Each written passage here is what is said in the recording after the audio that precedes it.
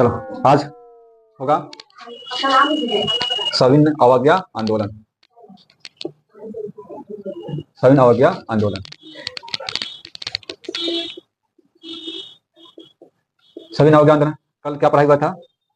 Simon commission. तो Simon commission के बारे में हम लोग चर्चा किए थे। साइमन कमीशन क्या अंग्रेजों के द्वारा बनाया गया एक कमेटी था जिसमें 7 अंग्रेज थे, 7 अंग्रेज सदस्य थे। सभी क्या अंग्रेज ही थे, इसलिए इसे भारतीयों ने श्वेत कमेटी के नाम से पुकारा। क्यों आया था ये? क्योंकि ये भारत परिषद अधिनियम 1919 ईस्वी में यह नियम बनाया गया था कि जितने भी भारत में द्वैत शासन लागू हुआ है प्रांतों में उसकी जांच होगी प्रत्येक 10 साल पर। लेकिन 2 साल पहले ही इसका गठन करके 1927 ईस्वी में कितना 7 नवंबर 1927 ईस्वी को सर जॉन साइमन के नेतृत्व में गठन करके भारत भेज दिया गया। सभी 7 सदस्य अंग्रेज ही थे, इसलिए इसे श्वेत क्रांति, इसे क्या श्वेत आयोग कह के भारतीयों के द्वारा विरोध किया गया और इसका विरोध प्रदर्शन जगह जगह हुआ। जब ये 3 फरवरी 1928 ईस्वी में भारत के मुंबई में पहुंचा तो इसे काला झंडा दिखाकर विरोध किया गया, साइमन गो बैक का नारा दिया गया। और इसके से ज्यादा विरोध हुआ पंजाब में शेरे पंजाब कहे जाने वाले नेता लाला लाजपत राय को क्या इसी विरोध प्रदर्शन में सैंडर्स नाम का जो एक पुलिस अधिकारी था उसका क्या अंग्रेज था, वह अंग्रेज ने लाठी चार्ज कर दिया जिस कारण वे घायल हो गए और घायल होने के बाद कुछ दिन के बाद वे उनका मृत्यु हो गया। ये सबसे चहीते थे। अब ये क्या है पंजाब के नेताओं ने इसको भारत के लिए अपमान समझा और इसका बदला, इसका हत्या किया। बदला के लिए सैंडर्स की हत्या करना ही इनका सॉल्यूशन, इसका बदला समझा। तो सैंडर्स की हत्या कर दिया 17 दिसंबर 1928 में ये हो रहा था और इसी 1928 में ये भी हत्या हुआ, सैंडर्स की हत्या। ये घटना हुई, इससे क्या क्रांतिकारियों पर और क्या बहुत सारा कार्रवाई करने लगा, बहुत सारे क्रांतिकारियों को फांसी दिया गया। किसकी घटना? Simon commission. कहीं जगह जगह विरोध प्रदर्शन लाख करने के बाद भी सभी क्या भारतीय थक गए। लास्ट में अंग्रेज अपना मनमानी किया और 1930 ईस्वी में मई 1930 ईस्वी में अपना रिपोर्ट प्रस्तुत कर दिया। 1930 ईस्वी में किसका रिपोर्ट? साइमन कमीशन का रिपोर्ट। लेकिन ये सक्सेस नहीं हुआ। फिर क्या है, अब साइमन कमीशन के बाद ये मोतीलाल नेहरू को चैलेंज दिया गया भारतीयों के लिए कि अपना संविधान बना ले। बर्केनहेड ने किया तो वो अपना नेहरू रिपोर्ट प्रस्तुत किए 1928 ईस्वी में। नेहरू रिपोर्ट के द्वारा भारतीयों के लिए एक संवैधानिक कानून नियम बनाया गया जो क्या कुछ हद तक ज्यादातर क्या ये सही था, लेकिन इसे अंग्रेजों ने अस्वीकार कर दिया। उसके बाद साइमन कमीशन के बाद फिर ये नेहरू रिपोर्ट आया। उसके बाद लाहौर अधिवेशन में पूर्ण स्वराज की मांग की गई। लाहौर अधिवेशन कब हुआ? 31 दिसंबर 1929 ईस्वी में लाहौर अधिवेशन में ये पूर्ण स्वराज को मांग करते हुए पंडित जवाहरलाल नेहरू ने रावी नदी किनारे झंडा फहराया और 26 जनवरी को प्रत्येक वर्ष स्वतंत्रता दिवस मनाने की घोषणा किया। कब से स्टार्ट हुआ? 1930 ईस्वी से। घोषणा कब की है? 31 दिसंबर 1929 ईस्वी में। दिसंबर के बाद क्या जनवरी आया और 26 जनवरी को स्वतंत्रता दिवस मनाने की घोषणा किया गया। ये तो पुराने क्लास कल की चर्चा है। आज पढ़ेंगे सविनय अवज्ञा आंदोलन। सविनय अवज्ञा आंदोलन में क्या है?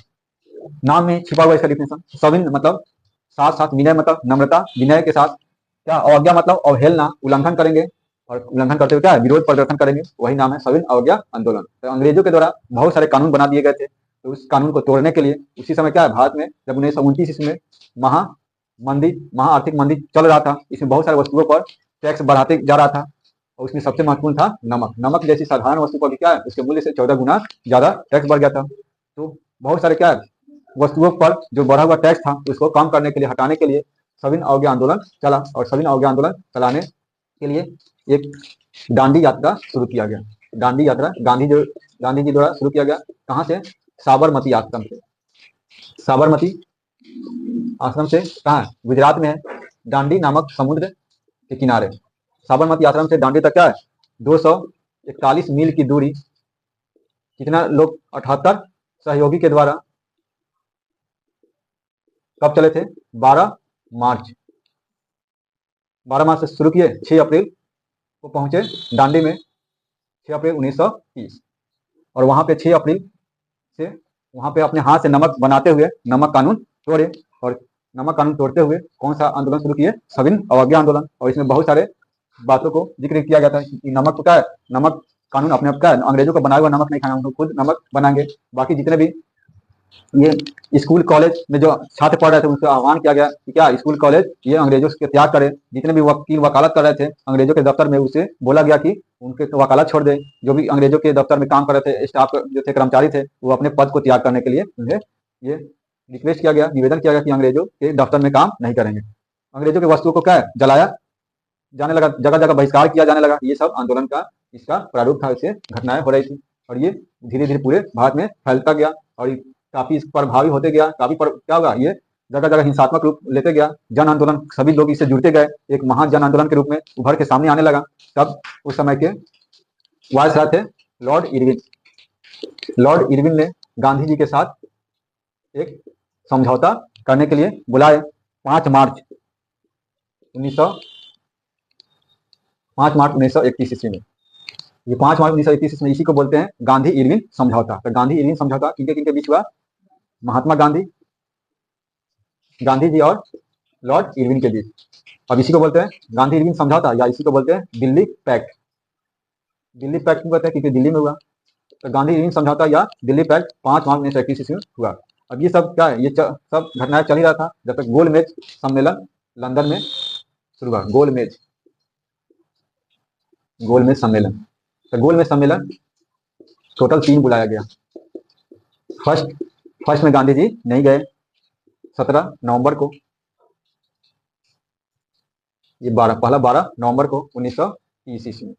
सेकेंड में गए क्योंकि गांधी जी क्या है, इरविन के साथ समझौता किए और बोले कि क्या है, गोलमेज सम्मेलन में भाग लीजिए, यहाँ के जितने भी लोग हैं, जाति समुदाय, सबके लिए कानून व्यवस्था अलग से बनेगा। तो जितने भी मुस्लिम है, सिख, ईसाई, सबको क्या है, अलग बांटने के ये स्वभाव से गांधी जी को बुलाए गोलमेज सम्मेलन में, सेकेंड गोलमेज सम्मेलन। तो समझौता हुआ और उसी के कारण ये दूसरे गोलमेज सम्मेलन में गए 7 सितंबर 1931 को। तो दूसरा गोलमेज सम्मेलन कब हुआ? 7 सितंबर 1931। इसमें गए तो क्या भारतीयों को फूट डालो, और क्या फूट डालो की नीति के तहत सभी जितने भी समुदाय थे, हिंदू, मुस्लिम, सिख, ईसाई, सबको अलग अलग अंग्रेजों ने बांटने का प्रयास किया। और गांधी जी ये नहीं चाहते थे कि एक भारत के लोग क्या अलग अलग खंडों में बट जाए, इसलिए उन्होंने विरोध किया और वह अंग्रेजों से नाराज होकर फिर अपने भारत चले आए। फिर थर्ड बैठक हुआ गोलमेज सम्मेलन 17 नवंबर 1932 को, लेकिन इसमें अब गांधी जी नहीं गए। तो पहला में ये नहीं गए, दूसरा में गए और तीसरा में नहीं गए। तो पहला और तीसरा में नहीं गए, दूसरा में गए और इससे नाराज होकर क्या इसमें नहीं गए। क्यों नाराज हो गए? क्योंकि पूरे छोटे छोटे समुदाय थे, सबको अलग अलग बांट रहे थे अंग्रेज। अब इसी के क्या नहीं जाने के बाद भी अंग्रेजों ने ये अलग अलग बांट कर कम्युनल अवार्ड बना दिया। नाम था कम्युनल अवार्ड। कम्युनल अवार्ड की घोषणा 16 अगस्त 1932 ईस्वी को कर दिया। इससे गांधी जी काफी नाराज हो गए। नहीं जाने के बाद, विरोध करने के बाद भी हिंदुओं में से जो क्या हरिजन जाति का था उसको भी क्या अलग प्रतिनिधित्व दे दिया। सिख, ईसाई जो था, मुस्लिम था, उसको तो क्या अलग बांट ही रहा था, हरिजन को भी बांटने का प्रयास किया कम्युनल अवार्ड के द्वारा। इससे क्या होगा, गांधी जी अनशन पर बैठ गए कि क्या विरोध करेंगे। इसको कौन स्वीकार कर लिया? भीमराव अम्बेडकर इधर से गए थे। तीनों गोलमेज सम्मेलन में भारत की तरफ से कौन गए थे? ये भीमराव अम्बेडकर गए थे, गांधी जी नहीं गए थे। पहला और तीसरा में, दूसरा में गए थे। तो क्या भीमराव अम्बेडकर स्वीकार कर लिया। ये क्या होगा, गांधी जी नाराज हो गए कि हम क्या है, इसको अंग्रेजों को बात नहीं माने, ये क्या भारत की तरफ से मान लिया। तो ये क्या नाराज हो गए, आमरण अनशन पर बैठ गए। और आमरण अनशन पर बैठने के बाद ये भूख मतलब हड़ताल किए, खाना पीना छोड़ दिए, तो काफी वो बीमार पड़ने लगे। तब भीमराव अम्बेडकर और गांधी जी के बीच बैठक हुई। उस बैठक को बोलते हैं पूना पैक्ट, गांधी जी प्लस अम्बेडकर के बीच। इसको बोलते हैं पूना पैक्ट। पूना पैक्ट में अब क्या हुआ, बैठक हुआ और क्या गांधी जी नाराज थे कि हम एक भारतीय को अलग अलग बांटने नहीं देंगे, अलग अलग समुदाय से भारत कमजोर पड़ जाएगा।